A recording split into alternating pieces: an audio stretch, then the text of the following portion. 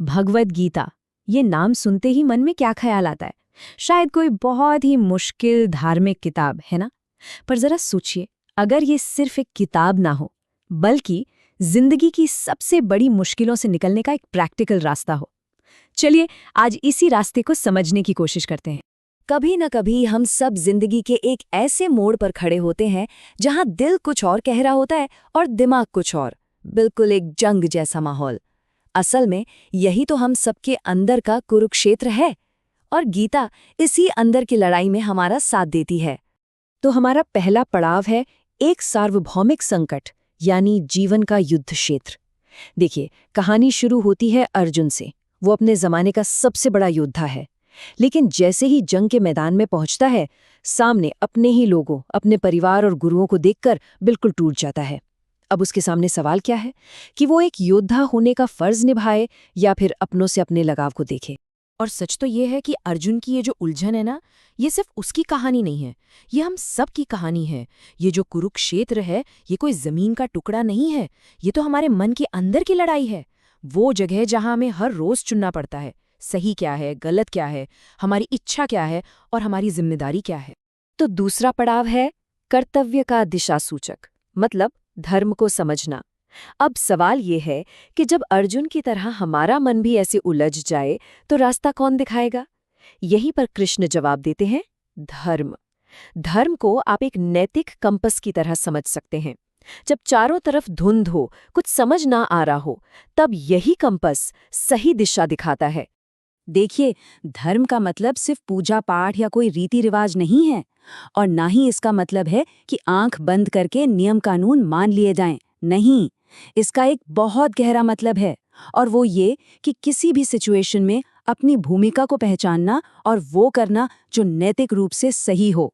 मतलब खुद से ये पूछना कि इस समय मेरा सही कर्तव्य क्या है। अगर हम इसे आज की जिंदगी से जोड़कर देखें तो एक टीचर का धर्म क्या है? अच्छी तरह पढ़ाना। एक डॉक्टर का धर्म मरीज का इलाज करना। एक पेरेंट का धर्म अपने बच्चे की देखभाल करना। गीता यही कहती है कि जब समाज में हर कोई अपनी अपनी भूमिका, अपना अपना फर्ज पूरी ईमानदारी से निभाता है ना, तो सब कुछ अपने आप सही रास्ते पर चलता है। अच्छा, यहाँ पर एक बहुत जरूरी फर्क समझना होगा, कर्तव्य यानी धर्म और हमारी पर्सनल चॉइस के बीच। देखिए, कर्तव्य हमारी नैतिक जिम्मेदारी से जुड़ा है, ये हमें एक मकसद देता है।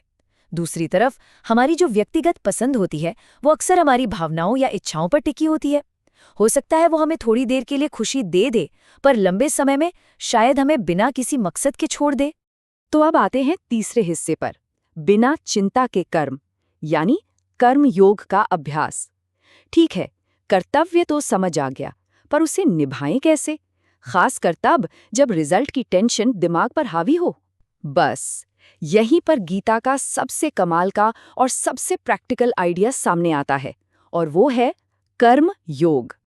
अब कर्म योग का ये मतलब बिल्कुल नहीं है कि कोई गोल ही ना बनाओ। नहीं, इसका मतलब ये है कि अपना पूरा का पूरा फोकस, अपना 100% अपने काम की क्वालिटी पर लगाओ, न कि उसके नतीजे पर।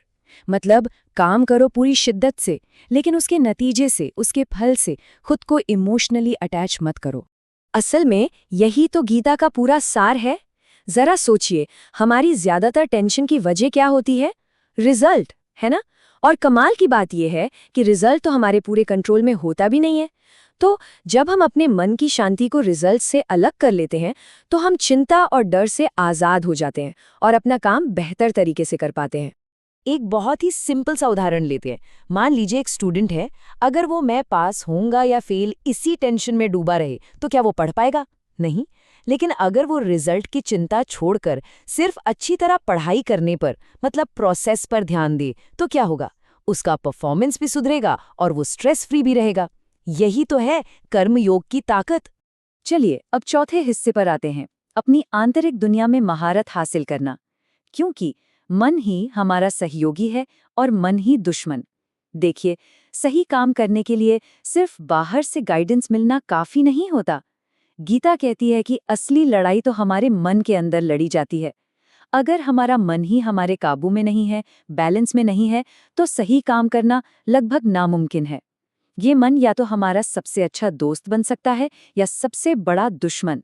गीता हमें मन के दुख की एक पूरी चेन समझाती है। देखिए ये कैसे काम करती है। सबसे पहले आता है किसी चीज से लगाव, यानी अटैचमेंट। उस लगाव से जन्म लेती है उसे पाने की इच्छा, और जब वो इच्छा पूरी नहीं होती तो क्या आता है? गुस्सा। और गुस्सा हमारे सोचने समझने की ताकत, हमारे विवेक को खत्म कर देता है, और आखिर में बचता है सिर्फ भ्रम या कंफ्यूजन। तो सवाल यह है कि इस मन पर काबू कैसे पाया जाए। गीता इसके लिए कुछ बहुत प्रैक्टिकल तरीके बताती है, और इनमें सबसे जरूरी है संभाव। संभाव का मतलब है सफलता हो या असफलता, सुख हो या दुख, हर हाल में शांत और स्थिर रहना, एक बैलेंस बनाए रखना। यही चीज हमें इमोशनली इतना मजबूत बनाती है कि बाहर कुछ भी होता रहे वो हमें अंदर से हिला नहीं पाता। और आखिर में हमारा मकसद क्या है? बिना चिंता के उत्कृष्टता हासिल करना। जब हम अपने मन को साधना सीख जाते हैं ना, तब हम बिना किसी स्ट्रेस के, बिना किसी बोझ के अपना बेस्ट दे पाते हैं। और अब हम आ गए हैं अपने आखिरी और 5वें हिस्से पर, विवेकपूर्ण कर्म का मार्ग।